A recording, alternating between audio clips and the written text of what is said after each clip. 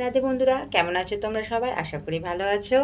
চলো আজকে কি কি রান্না করলাম সেটা তোমাদের সঙ্গে শেয়ার করে নিলাম। তো দেখো, আজ আমি রান্না করেছিলাম আলু পোস্ত, বেসনের বড়া, শাক ভাজা, ডাল আর ডিমের ঝাল। প্রথমেই চাপিয়ে নিলাম আমি পোস্তর জন্য আমি পেঁয়াজ আর পটল দিয়ে করেছি। তো পটল আর পেঁয়াজটাকে ভেজে নিয়েছি, আলুটাকে সিটি মেরে রেখেছিলাম। ভাজা হয়ে গেছে, জল দিয়ে লবণ লঙ্কা গুঁড়ো দিয়ে আলুগুলো ঢেলে দিয়ে জল দিয়ে চাপিয়ে দিচ্ছি পোস্তটা।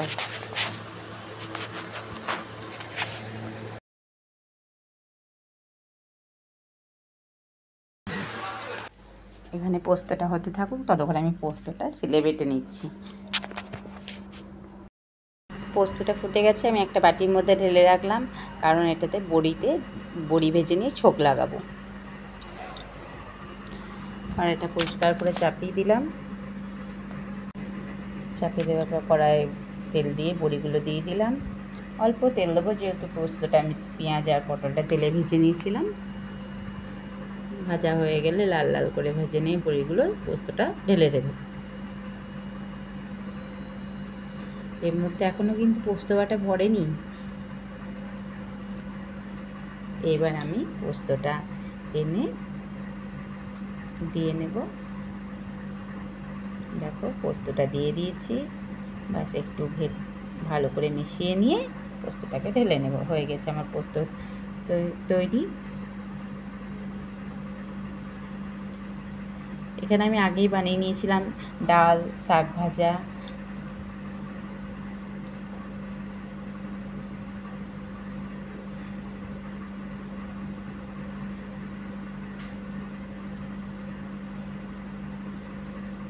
আর বানাবো ডিমের মশলা কারি।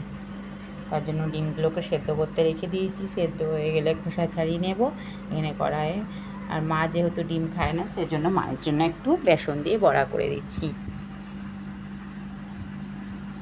বেসন আর পেঁয়াজ কাঁচা লঙ্কা দিয়ে বড়া করে রেখে দিচ্ছি মায়ের জন্য।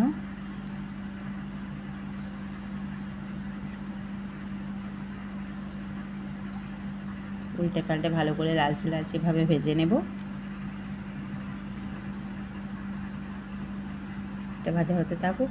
আমি শিলে মশলাটাও করে নিয়েছি ডিমের জন্য। আদা, রসুন আর পেঁয়াজ বেটে নিয়েছি। দেখো, বাটা হয়ে গেছে। এখন বড়াগুলোও ভাজা হয়ে গেছে। বড়াগুলো ভেজে উঠিয়ে নিয়ে তারপর কড়াইতে তেল, সামান্য পরিমাণ হলুদ দিয়ে ডিমগুলোকে প্রথমে ভেজে নেব। দেখো বেসনের বড়াটা কেমন হয়েছে। তেলের উপর হলুদটা দিয়ে নিলাম।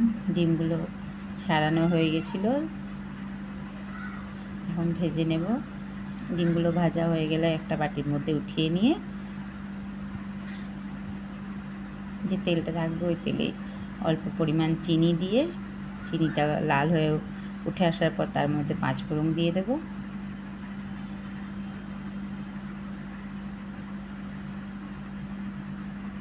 দিয়ে দিলাম টমেটো, কেটে রেখেছিলাম টমেটোটা।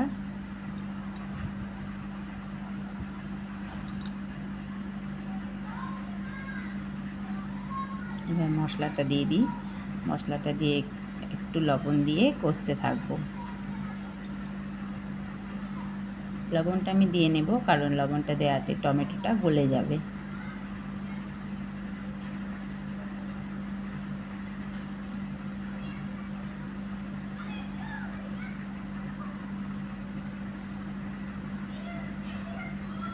এখন একটু এটাকে কষে নেব, আর মিনিটের জন্য একটু ঢাকা দিয়ে দেব, তাতে মশলাটা পুরো গলে যাবে।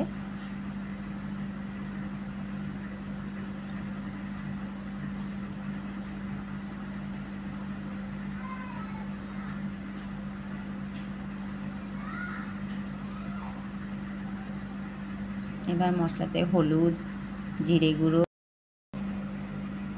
দিয়ে ভালো করে ভেজে নেব মশলাটাকে পুরো। মশলাটা তৈরি হয়ে গেলে জল দিয়ে ডিমগুলো দিয়ে নেব, তারপর লঙ্কা গুঁড়ি দিয়ে ঢাকা দিয়ে নেব।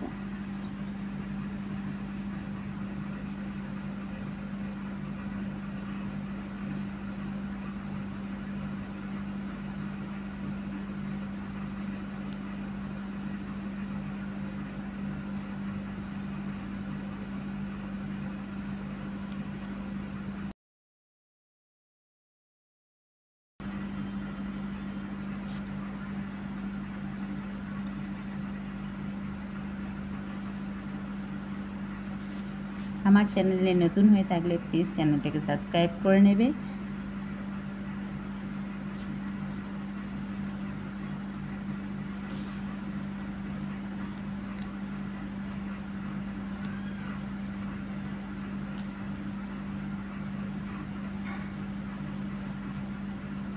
হয়ে গেছে, জল দিয়ে ডিমগুলো দিয়ে দিলাম। এবার সামান্য লঙ্কা গুঁড়ি দিয়ে মিশিয়ে দিয়ে ঢাকা দিয়ে দেব।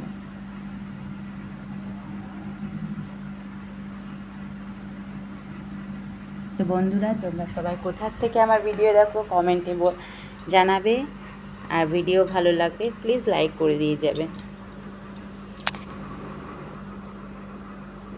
হয়ে গেছে তৈরি, আমি এটাকে বাটির মধ্যে ঢেলে নেব আর গরম গরম ভাতের সাথে সার্ভ করে নেব।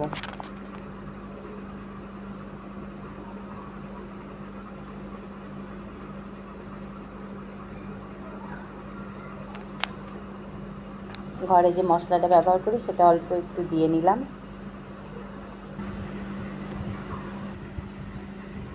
আজকের মতো টাটা, রাধে রাধে।